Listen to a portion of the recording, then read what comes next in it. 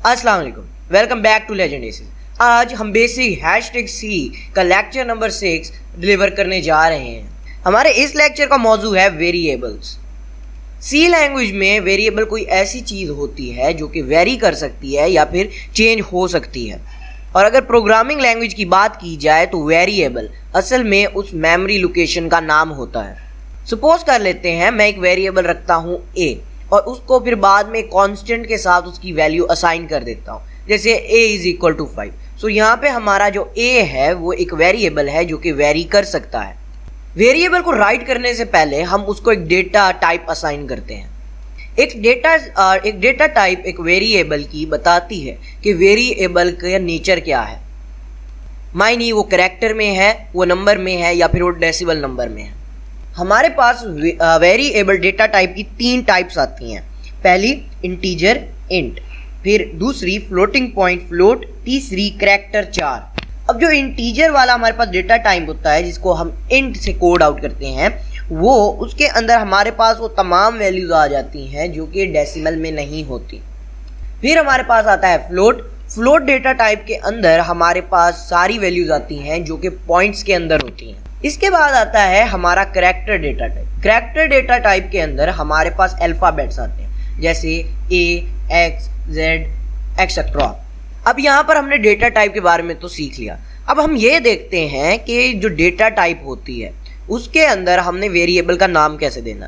पहली बात, वेरिएबल का नाम एक अल्फाबेट या फिर एक डिजिट या फिर एक अंडरस्कोर पर कंसिस्टेड हो सकता है।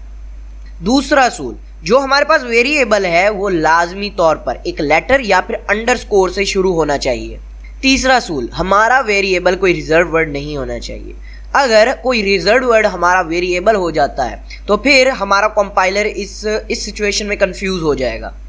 चौथा असूल, हमारे पास डेटा वेरिएबल का नाम लिखने में कोई लंबा और शॉर्ट नेम लिखने में कोई बहुत ज़्यादा स्ट्रिक्ट असूल नहीं है, लेकिन प्रेफर ये किया जाता है कि हम उसका छोटा नाम लिखें। अब हमने पढ़ लिया है वेरिएबल की डेटा टाइप और वेरिएबल के नाम के बारे में।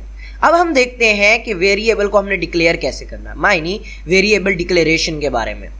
इसके लिए हम सबसे पहले डेटा टाइप का नाम लिखते हैं और फिर उसके बाद वेरिएबल का नाम।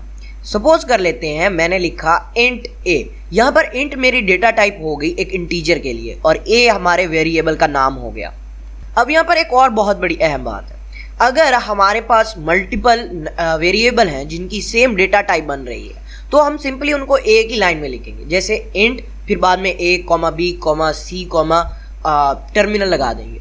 या फिर अगर हमारे पास ऐसा होता है कि डेटा टाइप डिफरेंट आ जाती है तो फिर हम पहले इंट ए लिखेंगे, फिर उसके बाद उसका अगला डेटा टाइप डिक्लेयर करेंगे, जैसे फ्लोट ए। इसके बाद फिर आ जाती है वेरिएबल इनिशियलाइजेशन। वेरिएबल इनिशियलाइजेशन के अंदर जब हमारी वेरिएबल डिक्लेरेशन हो जाती है, मानी डेटा टाइप आ गया, वेरिएबल का नाम आ गया, उसके बाद उस वेरिएबल को एक वैल्यू असाइन करने को हम उसकी इनिशियलाइजेशन कहते हैं।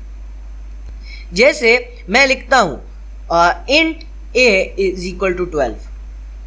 अब एक वेरिएबल को इनिशियलाइज करने के भी 2 तरीके हैं। पहले जब हम उसको डिक्लेयर कर रहे होते हैं उसी के साथ हम उसको इनिशियलाइज भी कर दें, या फिर दूसरा डिक्लेयर करने के बाद उसको इनिशियलाइज कर दें।